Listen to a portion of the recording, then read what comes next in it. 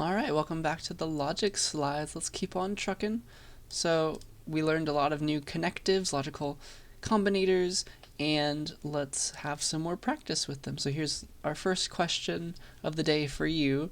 So if P is false, Q is true, and R is true, what is the result of all this? P ORed with, Q ANDed with not R.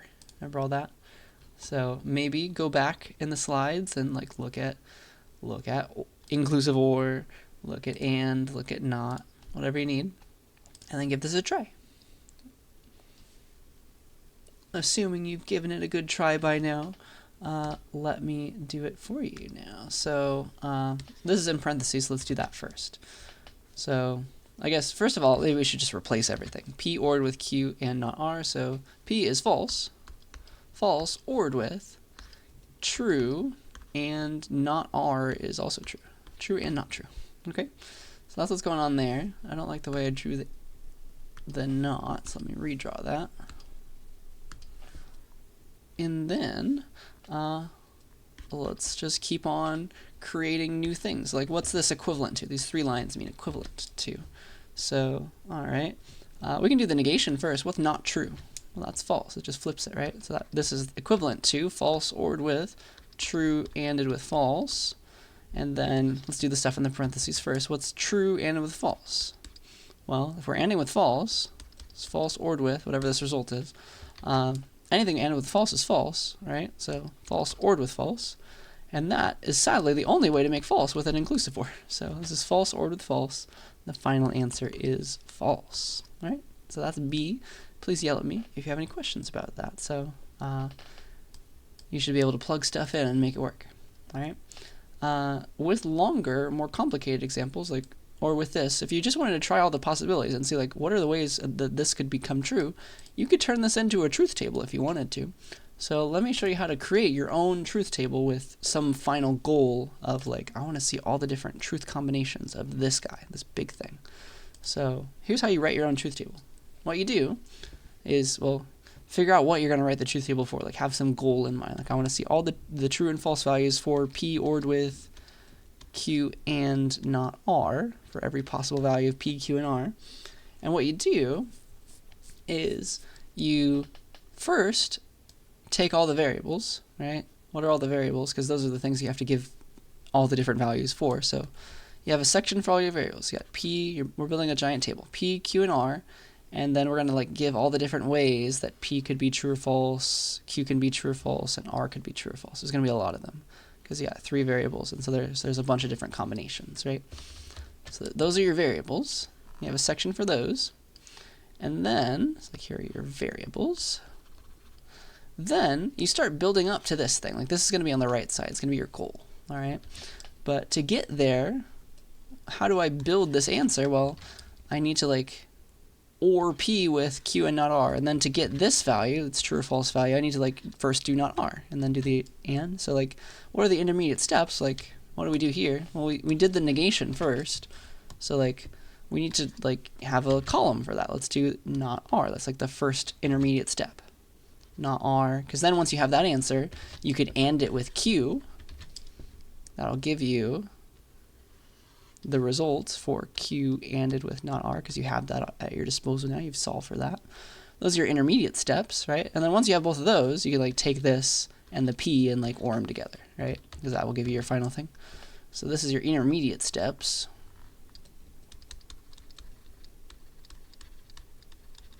And then the final thing that you wanted was this final result, which you can now get with your intermediate stuff and a variable.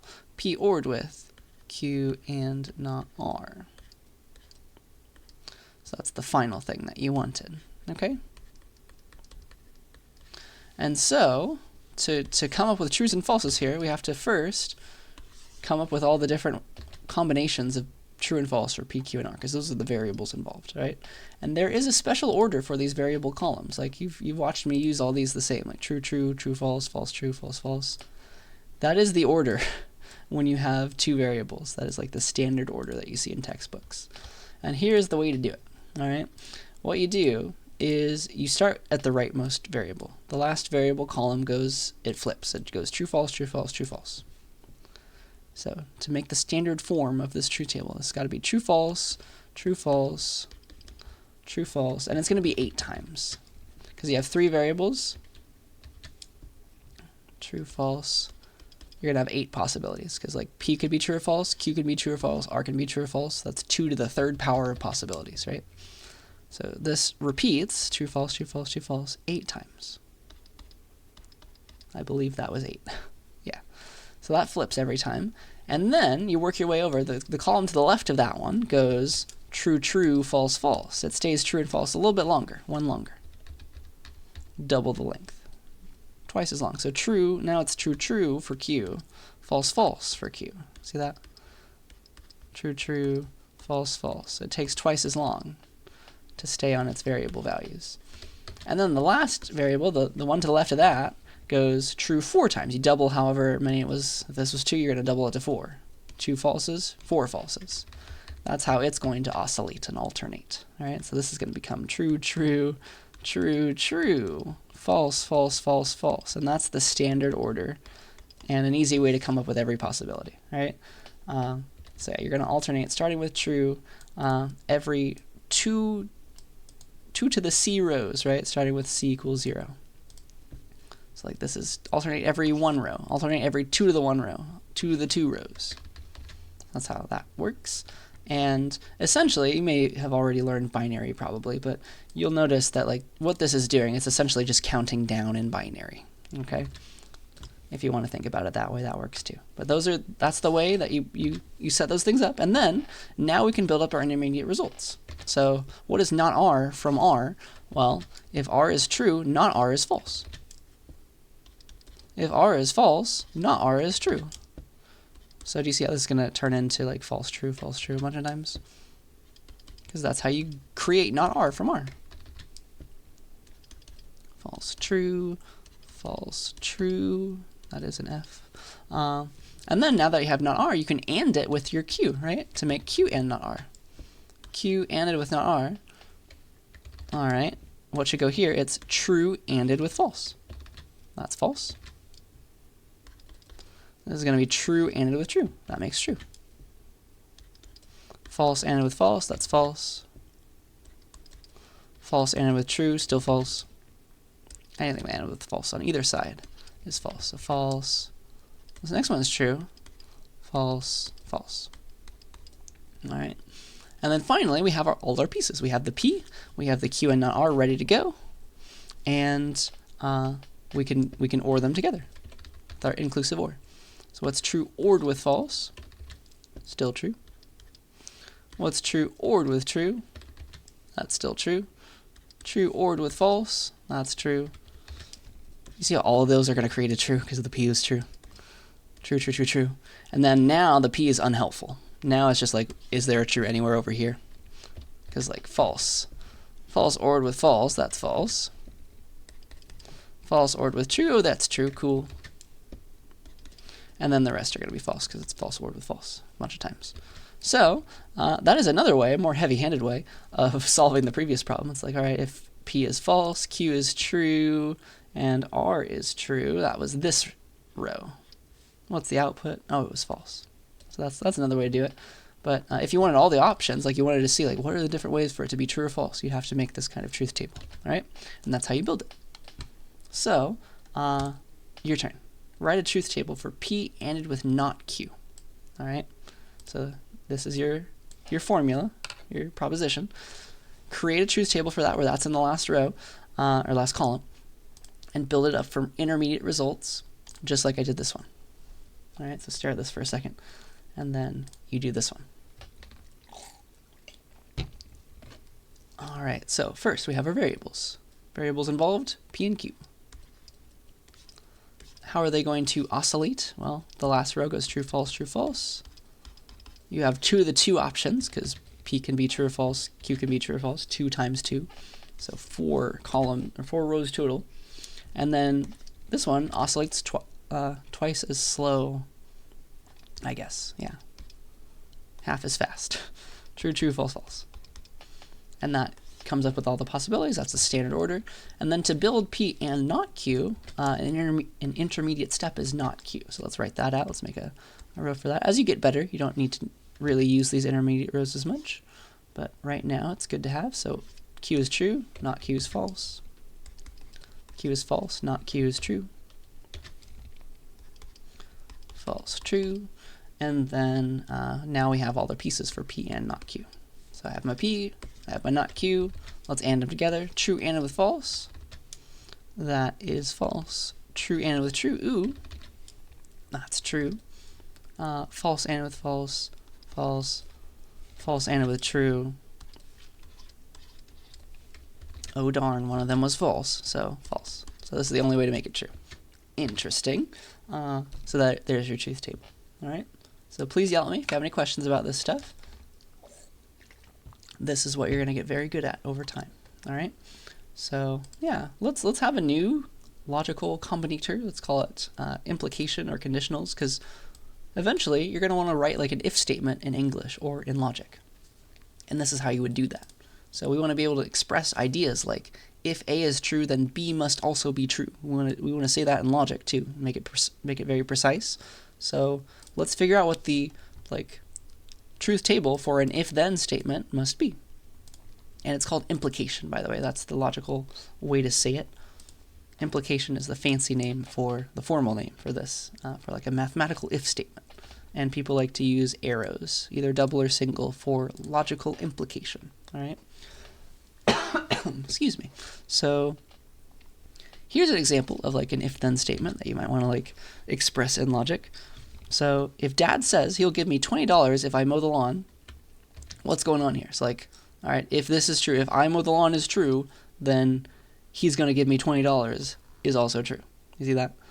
So if P is I mow the lawn and Q is I get $20, and Dad is claiming that P implies Q is true. We kind of write it like this. P implies Q with that kind of arrow. So if I mow the lawn, then I get $20. Excuse me. Again.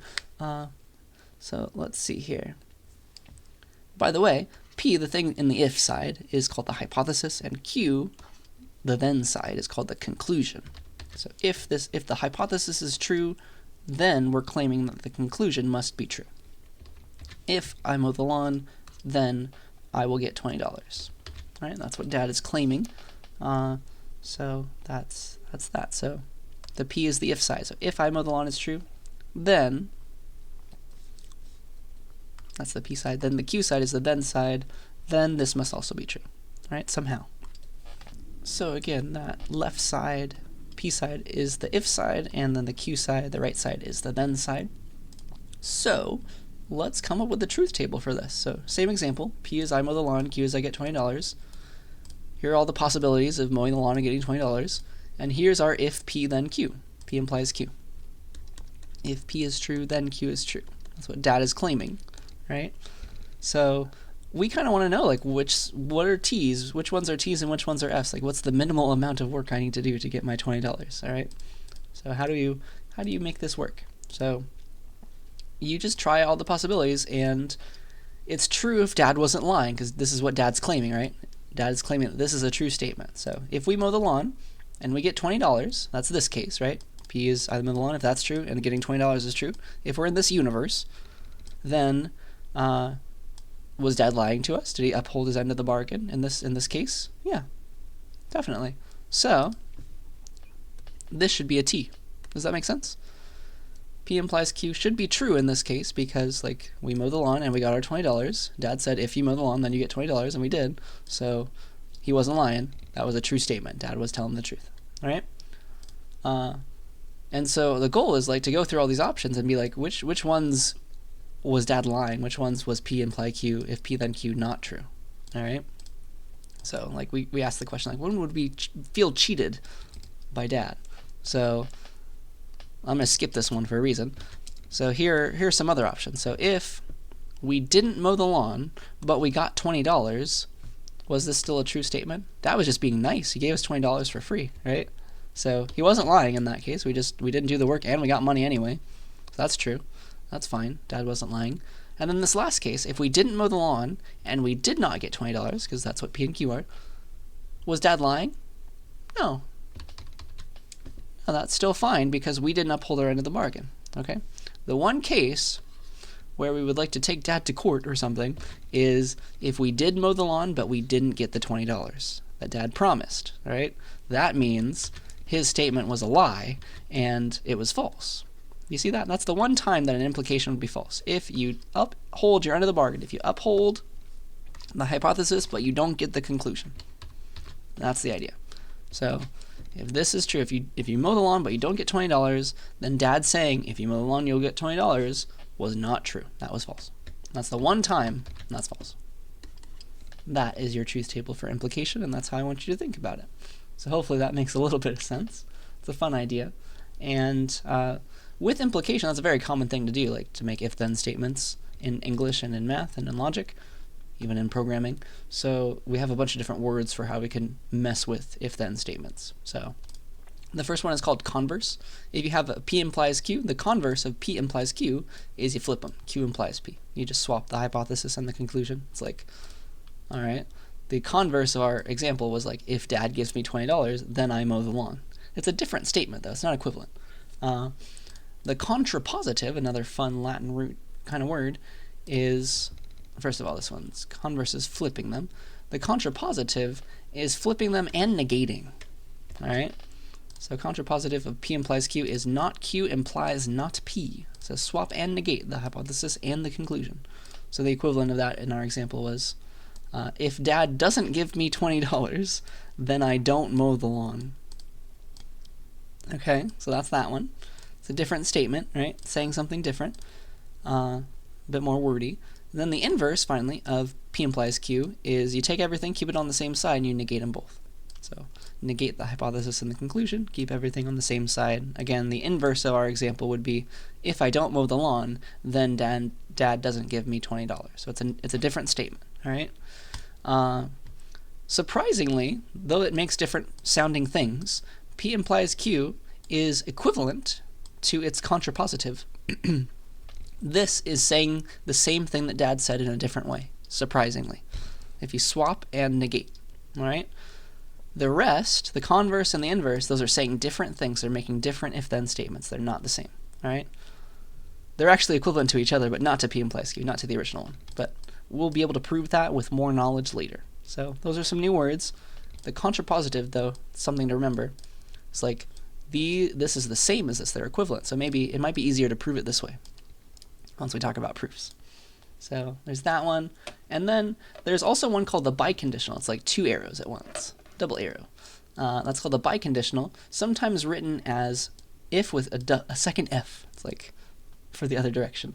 You pronounce this, you read it as if and only if. So P if and only if Q. All right? So apparently the if direction is, you have your two things. It's the this way, it's the that way arrow, it's the left facing arrow, and then the only if was your implication. So only if is P implies Q, and the if side is Q implies P, right? The biconditional is both of them at the same time. So P if and only if Q, P biconditional Q. That's equivalent to P implies Q and Q implies P. It's just like the arrow going in both ways. Both of those at the same time, all right? And that's how that works. And so the biconditional, you use that when you want to express that two things are equivalent to one another. That means their truth values correspond exactly the same. So they're either both true at the same time or both false at the same time.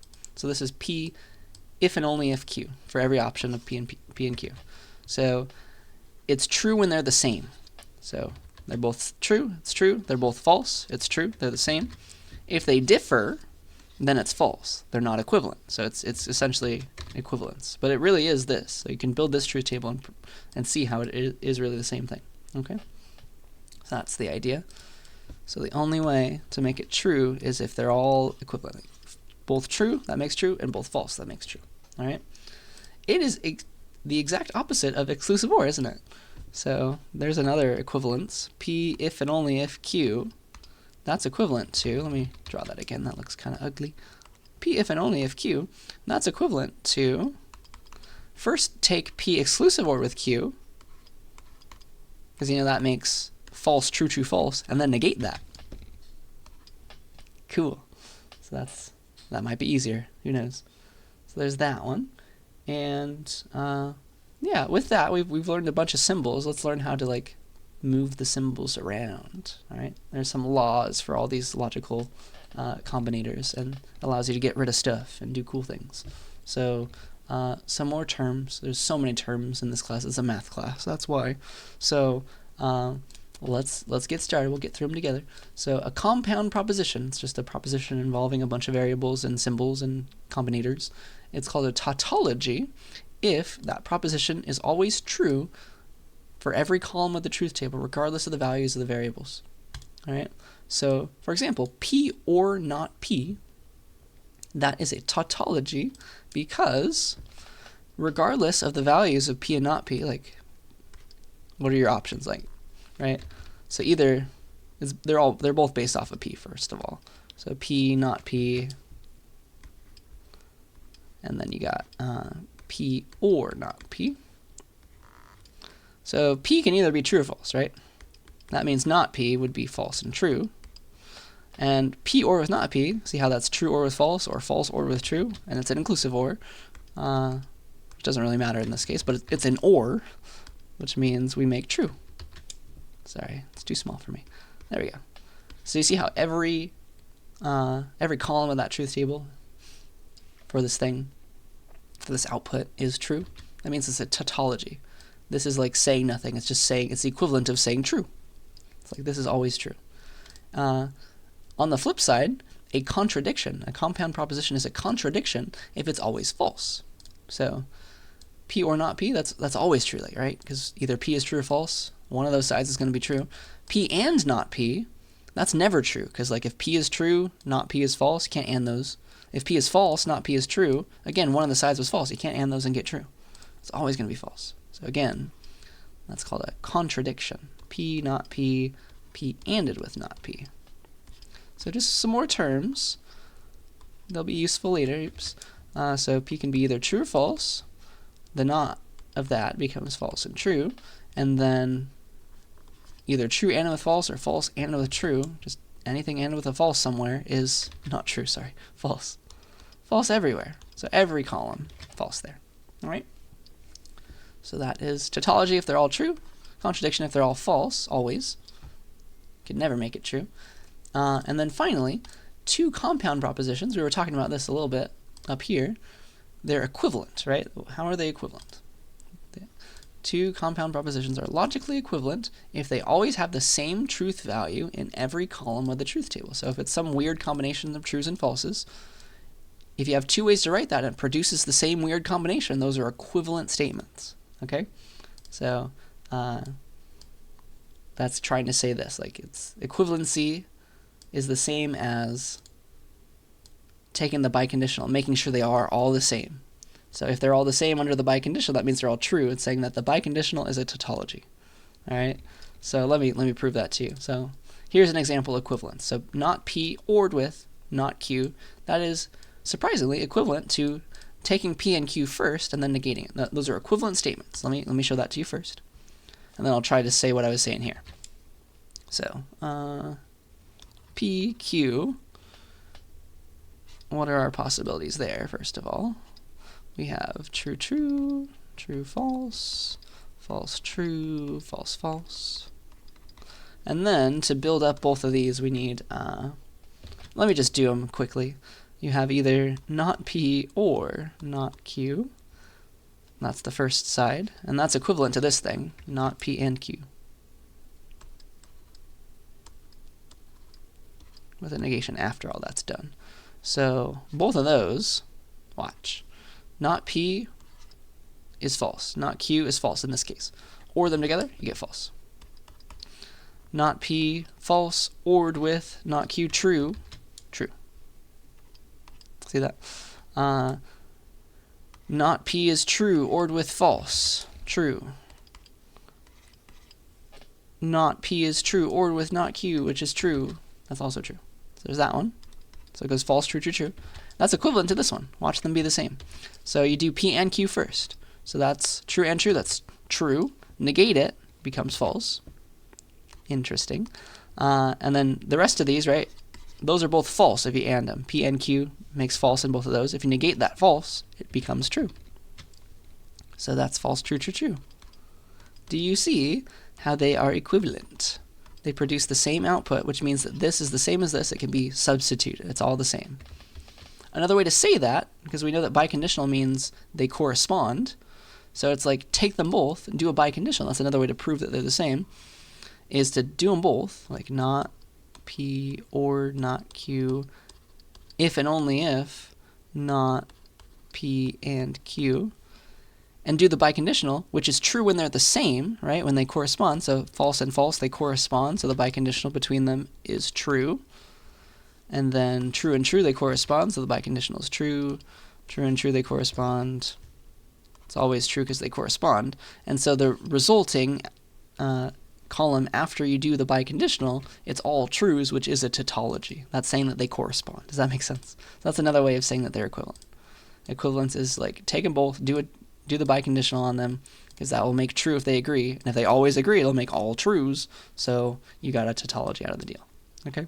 So that's that. These words are useful eventually, I promise. And so let's get you some practice. Try to use a truth table to prove that this big thing, P ANDed with Q, P ANDed with not Q or Q, prove that that's equivalent to just saying P by itself. All right, so it's like this was extra work that was useless. So prove that this is equivalent to this. It's probably easier to just stop before the biconditional, just like show that both of the columns are equivalent. All right, so give that a try, and I'll show you how I might do it. Alright, so we got two variables involved, right? P and Q. So we need two variable columns. And since we have two variables, we have four options, right? So true, false, 4 times. And then true, true, false, false. And then, alright, how do we build this up? We need not Q first. Then once we have that, we can do this, not Q ORed with Q. And then once we have that, we can do the final thing, P ANDed with it. P ANDed with not Q or Q. So let's fill all that in. All right, not Q, true, false becomes false, true, true. Not Q ORed with Q. Do you see how one of these sides is always true? Anything with a true on one side and you OR it becomes true. See how this is a tautology? So it's kind of like not adding any information. Like it was always true, regardless of what Q was. And so that's why when you AND it, you AND P with this, which is true, right? It's always true in every case. You take whatever P was, you AND it with this big thing. It's like it doesn't do anything, right? True ANDed with true, that stays true. True ANDed with true. False ANDed with true, that becomes false. So it just becomes whatever P was. Do you see how that's going to work out? It becomes, this answer really is true, true, false, false. And that proves that this big thing, whatever it was equivalent to P. And you just like circle them, be like, oh, look at them, they're the same. That is one way to prove that they're equivalent. You just go to a truth table. Okay? So those are some things, and there's like a finite number of rules, and you can memorize them. And here are some good important ones. So they're called De Morgan's laws. This was the dude who came up with them. It's his last name, De Morgan. And so De Morgan's laws tell us, they're equivalence rules, and they tell us how to take a negation that's outside of stuff and like push it inside of stuff. It's better to do that. It'll make more sense soon why you would want to do that, but it's useful to know how to do that. So like taking this, the negation of P or Q, that is equivalent under one of the De Morgan laws, to you feed that negation into the P and the Q side, and then when you do that, the OR flips to an AND. So not P or Q becomes not P and not Q. See that? You're pushing that negation closer to the variables, next to the variables, and that also requires you to flip the operation. So, same thing for this one. If you take the negation of P ANDed with Q, again, that negation distributes, but you flip the AND to an OR. See that? So not P and Q becomes, that's equivalent to not P or not Q. And it's always better to have that negation close to variables. Okay? So these are equivalence rules, so it doesn't matter what P and Q are. This could also be something giant, like maybe P itself is like A and not B or Z or something. It doesn't matter what P is. It's like this is always true regardless of if it's giant or just a variable. All right? You just keep following that rule. All right? So for example, let's simplify this big thing, this giant looking thing, using De Morgan's laws to get that negation as close as possible to the variables. All right? So this is, let's start on the outside first. So here's an outer negation being applied to this giant OR, right? That left side ORed with that right side. So we want to push that inwards. So like it's, pretend this is our P, and pretend this is our Q. Which De Morgan's law is it? It's the one involving ORs, and it turns into AND. So what we do is we take that negation, we shove it onto both sides, and then we're going to flip this OR to an AND. All right? So this is equivalent to, following one use of De Morgan's law, this becomes the negation of the left side, right? Negation of P.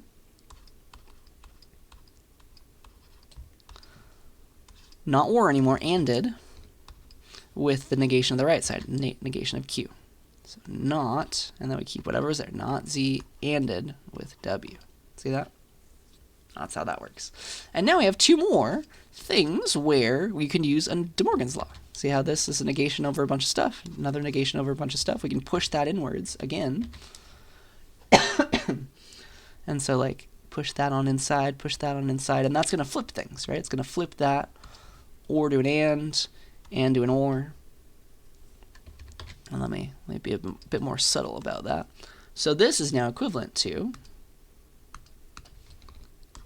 if we do both of those at the same time, that's equivalent to, all right, push this inwards, so not X and not Y. See that? X, not Y. And what's the symbol? It was an OR, but we have to flip it, right? Flip it to an AND. So it's, not X, ANDed with not Y, all right? And then this AND is the same. We haven't been doing any rules with that anymore. We're finished with it. And then this becomes, negation goes to both of these guys, so not Z. It's weird, I know. Not Z, and a W over here, and this AND flips to an OR. All right, that's our equivalence rule. I'm sorry, it's a not W, of course. The AND flips to an OR. I believe that is looking right. So this is this OR got flipped to an AND. And this, sorry, let me erase that as well. Boop. And then this AND got flipped to an OR. And that negation got pushed inside. And when you see these double negations, if you do the truth table for it, the double negation kind of cancels itself out. So this is just a Y. And this is just a Z. Okay? So the final answer would be like not X and Y ANDed with Z or not W. Right? So that's kind of cool. And there's plenty more where that came from. So many equivalences exist, just like De Morgan's law. And they're like people wrote them down. There's a big table from your book that I've reproduced on the next slide. I'll show it to you in a second. And every time you see like one side, like you see this, you can always replace it with this, and vice versa. If you see this, you can replace it with this. If you really wanted to go backwards like that, totally fine. All right. You can replace it with the other side, and everything is still true. It's everything that was true is still true. You didn't like introduce any errors. It's still correct. They're equivalent, right? So, for example, one law. Here's a bunch of them. P ORed with P is still P. P ANDed with P is still P. You can change where the parentheses go if you have a bunch of ORs. You can change how they associate. Associative law. OR can happen in any order. AND can happen in any order. Those are commutative laws. You can distribute AND over OR over AND, all that fun stuff. Here are your De Morgan's laws. And then here's a fun one, conditional identity. P implies Q. That's actually equivalent to not P or Q. If you write it out, it's the same without the arrow. Interesting. So that's an example identity. So for example, this is true. And the way that people came up with this was they just wrote out truth tables. That's one way to do it. It's like, all right, we have P, we have Q. What could they be? True, true, true, false, false, true, false, false. We have P implies Q. Remember that truth table? It's only false if like you did your end of the bargain, you did the hypothesis, but you didn't get the conclusion. So that's the only time where it's false. True everywhere else. That's actually equivalent to not P or Q, which is, all right, you need a not P as an intermediary, and then you can build not P or Q. So what's not P? That's true, true, false, false becomes false, false, true, true. Then we take that and we OR it with Q. So we got like false ORed with true, false ORed with false. Just do a bunch of those. We got true, false, and then there's always a true somewhere. And so do you see how they really are the same? That is an equivalence rule, and then you can just write it down once, like it's always going to be true. Regardless of what P and Q are, there could be some giant inner statement, inner proposition. Doesn't matter, right? So, yeah, with that, let's keep on trucking, and you're going to use these a lot, all right? So double negation, you see that, like, you get rid of that. Complement laws. So look into all of these. ORing with false does nothing. ANDing with true does nothing. ANDing with false, though, makes it false. ORing with true makes it true. Like, that's interesting. Domination laws. So there's a bunch of different laws. Look into these. You'll read about them in your book. And, yeah, you can do cool stuff with them. So let's see, what else do I want to say? I think I want to go a little bit further into the distributive laws, because those are similar to your math, right? You have, what does this mean? This means the OR can distribute over the AND. So let's kind of draw that out. This is saying that, all right, you kind of like give the P to both sides. Remember how to do this? It's kind of like you're multiplying, right? Multiplication distributes over addition. Same idea. So you take that and the and gets placed here, right? And you take the P, give the P to this side and the P to this side, and you OR it, because that was the outer operation. So this becomes P ORed with Q, and with P, ORed with R. So it's very similar, and then this one works the same way. And can also distribute over OR.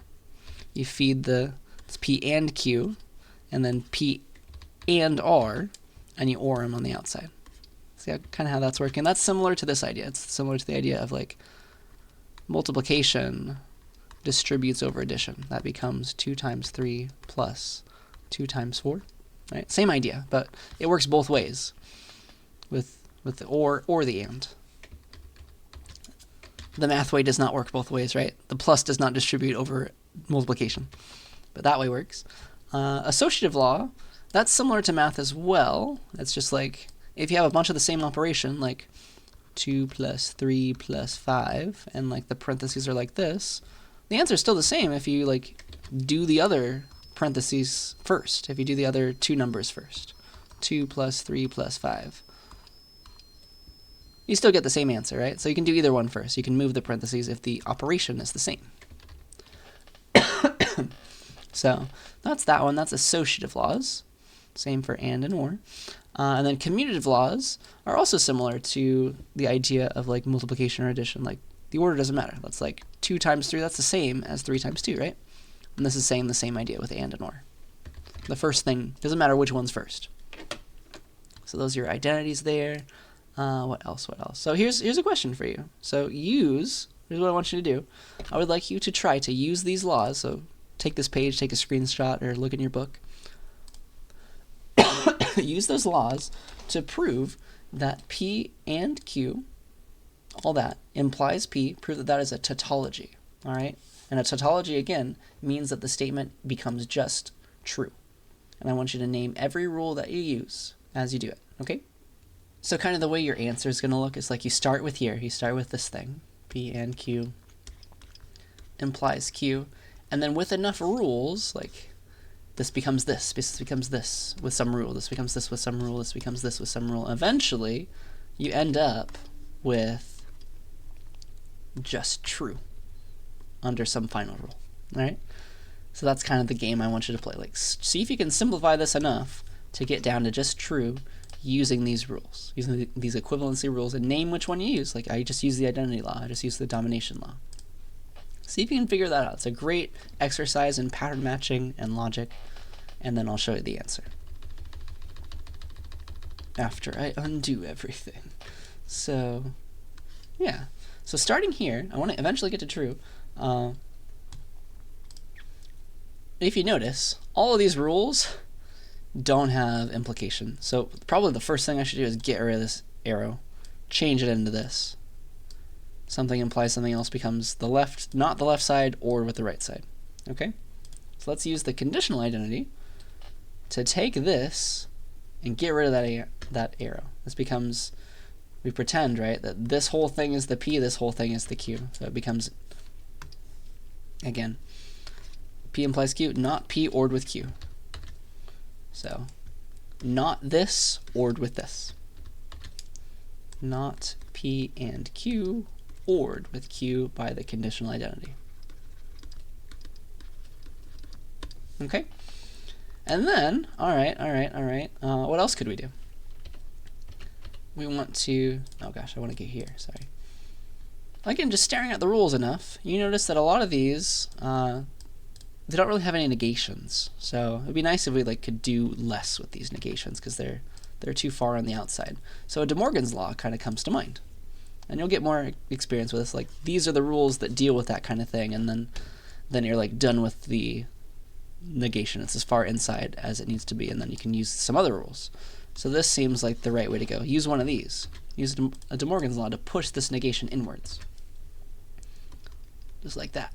All right? So, under De Morgan's law, the one that's distributing the negation over the and, it's this one. Not P and Q becomes not P ORed with not Q. It flips. The and flips to an OR. So this becomes not P or not Q. That whole thing. All right? And then we still have, oh, I'm sorry, this was supposed to be P. It's not Q. Sorry if you were yelling at me through the screen until I found that. There we go. And that's ORed with P. Better. So that was De Morgan's law. Alright. So there's that. And then, alright, we need to get this in a way that lets us do you see how we have a P and a not P? There's a rule for that. Alright? There's a rule for that. And where is it? I'll find it eventually. It's this one. If you have one thing and the negation of the things, if you OR them, it's true. If you AND them, it's false. What do we have? We have some ORs. So it'd be nice to get these two next to each other so we can OR them together and make true. Isn't that nice? So that'd be kind of cool. So how do we move them closer to one another? We want to get them next to each other. So, alright, how do we get this? Maybe we can move this guy. That's where the parentheses are right now. We can flip them, can't we? We can flip this to be not Q ORed with not P or P. We can flip from this to this with a commutative law. Commutative. The order doesn't matter. So that's a commutative law that took us there. Commutative law. And then we have these guys closer to one another. All right? We still need to get them next to each other and close. And the parentheses are kind of messing with that right now.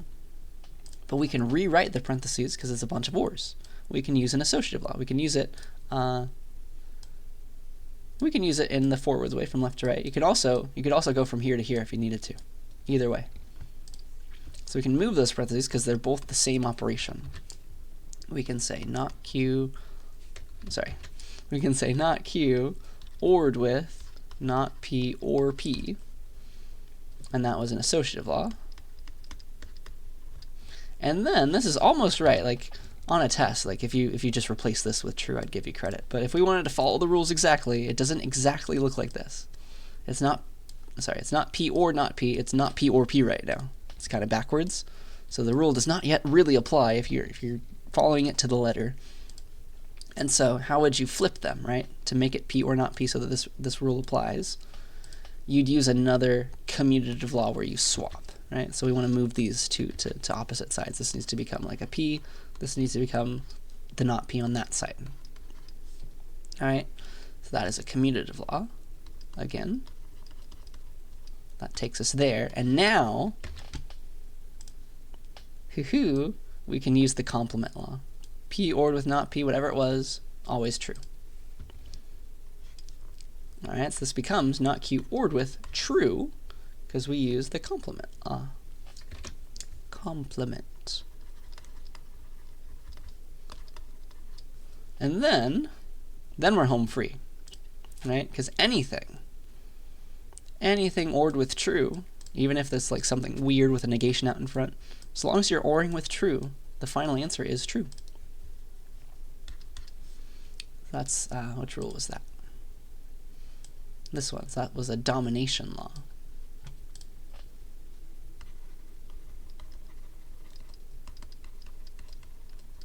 And that is how you can go from this all the way to true. This was really equivalent to truth. It was just saying, it was a tautology. It was saying nothing important. So that's kind of interesting, all right? So all that stuff just unravels to just saying true. Isn't that cool? So there's that. Let's see what else. Yeah, that's good for that example. Here's kind of like an opposite idea. So we've been going from propositions to like, from that, tell me if it's true or false. And like messing with the variables involved. You can go the other way. So let's say I give you a truth table with a question mark. Like, here is the output. What was the input? Like, what was the formula that produced this output? Okay? How can you go from just this set of truth values, this column, to the proposition that made this column happen? All right? I know that the answer is exclusive OR, but there's a way that you can figure that out easily. All right? So there's a trick. If somebody gives you a truth table, it's a trick to immediately turn it into a proposition without a whole lot of thought. All right? It'll make you very popular. So the idea, the trick, is to extract all the true cases. All right? So you look at your little truth table, you look at your output, and like, here is the case where it was true. Here's one way that was true, and here's another way that was true. And those are the only two ways that made this thing true. Okay? And then what you do is you produce just this true and just this true, and you kind of OR them together. All right? It's going to work, I promise. Excuse me. So, for example, if we're in this case, and your proposition was true when P was false, or sorry, let's say that we were in this case. If your proposition is true, here it is, true, when P is false and Q is true, then you should add not P and Q. That's saying that P is false and Q is true. That will produce the T here. All right? Let me prove that to you. So, with that idea, let's produce the formula for this true and the formula for this true, and then we'll OR them together. All right, we have P, we have Q,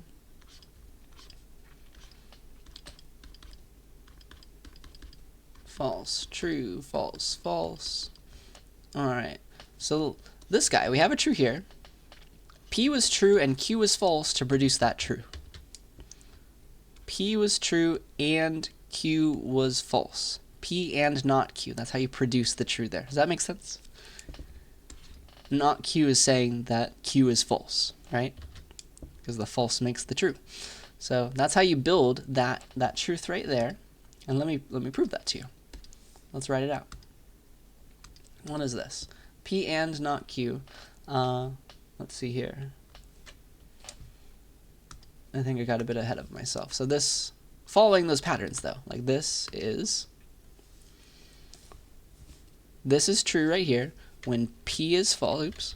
When P is false, or P is true and Q is false. Excuse me, I was looking at the second one. So when P is true and Q is false. That's how you produce that one. That's what's giving that true. And then this one's true when P is false and Q is true. So not P ANDed with Q. P is false and Q is true, just like that. All right? And so this formula, the final answer, is going to be both of these trues ORed together. And I'll prove that to you in just a second. So this formula is P and not Q ORed with not P and Q. All right, and that I proved to you before that that is equivalent to exclusive OR. Whee!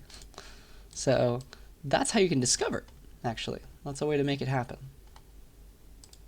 So it's my job to prove all this to you now. So let's make this. So we needed, for this one, we needed a not Q.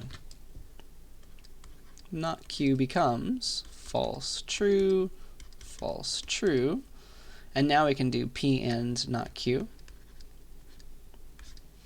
P and with not Q. So that becomes true and with false, false. True and with true, true. False and with false, false. False and with true, false still. Do you see how that produces a column where there's a T just where I wanted that T? That's producing the T just there and there only. Do you see how beautiful that is? And then this one, not P and with Q. We need a not P to make it, though. So not P and it with Q. So not P becomes false, false, true, true. And then I'll do this a bit faster. So this and with Q, false, false and true, false, false and false, false, true and true, true, true and false, false. Aha.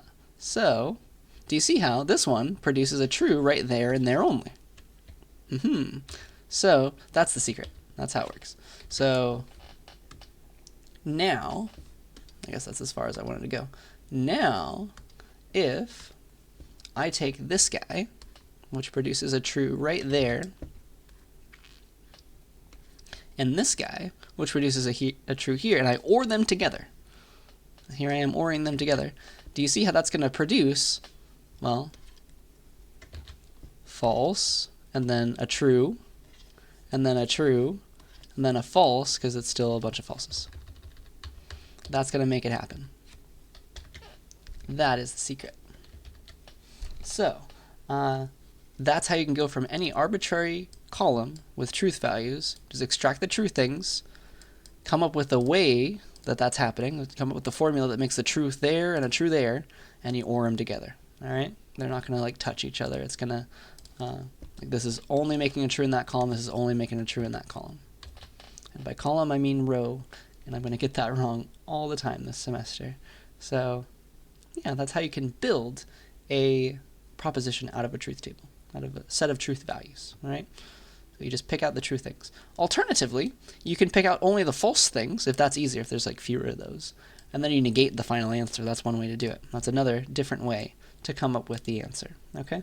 But once you've done this, like, it is a bit large sometimes. Like your answer is just a bunch of things ORed together, and so you can simplify that with your equivalence rules if you needed to, all right? And you know that this simplifies to exclusive OR. That's another rule that we proved ourselves. So let's see. I think with that, I want you to try, all right? And then I'll do it with you. So given this truth table, so involving P and Q, produce this output, please. What logical expression is the question mark? So here's the example again. Stare at that, pause the video, and then try this one. Alright, so we're going to extract the truth, the true stuff. So there's a T here and a T here. How do we get it? So this T, let's see here, this T comes from P being true and Q being true. So that's a P and Q. P is true and Q is true. That will produce the T here and nowhere else. And then this true comes from P being true and Q being false. So P must be true and Q must be false. Not Q must be true then to make this one. So P is true and Q is false. That will produce a true in that one, in that row, and only that row. And then if we OR them together, we'll get the true here from the first one and the true here from the second one, and no other true, so the other things remain false. And that is our answer. That's a quick way to come up with whatever that must have been. All right? And of course you can simplify that further if you needed to, using our fun rules with names. Okay? So that it's a useful skill to have, and it will help you very much if nowhere else but on your homework. All right? So now you know how to do it. So before we go, I just want to start giving you the idea. I want to plant the seed in your mind of the idea of what are called quantifiers. All right. So it's a fun little idea, and it's going to make a very powerful things possible to be expressed in mathematics. So to get to quantifiers, we need to stop at the idea of predicates. So what is that? Let's define some things. So a predicate is a logical statement. So that's something that's true or false. And its truth value, though, is not just immediately true or not just immediately false. It's a function. It's a function of one or more variables. So it's not yet true or false. It needs things plugged in to make it true or false. All right. This will make more sense with an example. It's a function of one or more variables. And then once you apply that function, the predicate is essentially a function. Once you apply it, then you get a proposition. Then it becomes true or false. All right. So it's not true or false yet. That's the idea. All right. It's not true or false yet. So for example, let's define the proposition P on the inputs x and y to mean that x loves y. All right. So here's a silly little symbol. You'll see this a lot in math books, so might as well teach it to you now. So an equal sign with a dot in front, that is the same, it's equivalent to an equal sign with the word def above it. It creates a definition, right? It's equivalent to the idea. It's creating a definition of something. It's defining a function. It's defining a predicate. So define P of xy as x loves y, all right? So you got to plug stuff in. This is like, this isn't true or false yet because it depends on x and it depends on y. So for example, this is a true statement where you plug in x, Latin for x and cats for y. So Latin loves cats. That's a true statement because I do love cats. But it is not true that I love the smell of hand sanitizer, which was very unfortunate during the pandemic. All right. So that is the idea. You have to plug stuff in to get true or false, and then you can like work with that. You can be like, I claim that this is true about it, involving potentially more logical connectives. Okay, so that is a predicate, and you can talk about the domain of your predicates, the domain of the arguments involved, essentially. So the domain of a predicate is the set of all possible values that you could use for the variables. All right, so for example, if this is a predicate with just one variable, a predicate on x, define that to mean x minus 3 is greater than 5. See how it could be true and it could be false depending on the value of x? So the domain of x, in this example, it's kind of undefined. We have to specify it because it could be like this predicate only works on integers, like x is type int. It could work on only things that aren't integers, like all the doubles in math land that are not whole numbers. This predicate could also just work only on every integer multiple of pi or something weird like that. Does that make sense? Like you have to specify what valid values of x are there, and that's called the domain of your predicate. So if it was all the integers, that means you could plug in, like, you could ask for P of 42 and that would be okay, P of 0 would be okay, but like P of pi, not okay if it was all the integers because pi is not an integer. If it was instead every integer multiple of pi, that was a valid input for P, then it was like, all right, P of pi is a valid input. You can ask for the predicate's value on that one. P of 2 pi, that's okay. P of negative 4 pi, that's also okay. P of 0 is still okay because it could be P of 0 pi. That becomes 0, right? But asking P of 42, that's impossible, right? That is not an integer multiple of pi, so that's not okay if that's the domain. Right? It's saying what's allowable, right? This is restricting the domain by saying you can only do this much. It's called a domain restriction. A lot of the time, you just want it to be, you want the domain of your predicate to be everything that could possibly go there. So like every possible number would be the domain if left unsaid for P, all right? So it's kind of like types. As I was saying, kind of like types for your function arguments, for your parameters. Which is interesting to think about. So like, it's like the type of x is int. The type of x is some weird type that represents multiples of pi only. And so like, what's the type of this? What's the domain of this predicate? let me draw some arrows. So the domain of, like, x and y have separate domains. Domain of, let's see, if I'm using it this way, like here's the way I was using it, right? I was giving like a name of a person and then something that they could like this example. So the domain of x in this case would be like people. That's one way that you could define the domain of the x variable and the predicate. And the domain of y could be just anything you can like. Like I can like a person or an animal or an inanimate object, maybe just a noun. So you can say that, all right, I'm defining this predicate P. It takes two things, x and y, and x must be a person and y must be a noun, any noun. All right, you can restrict it that way.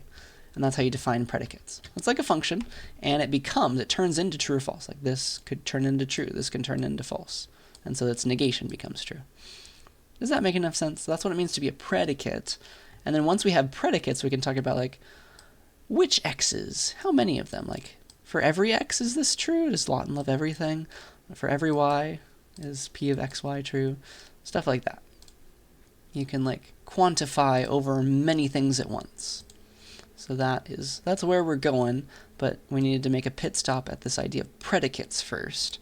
And this is already probably melting your mind, so we're going to stop there, and we'll pick up next time.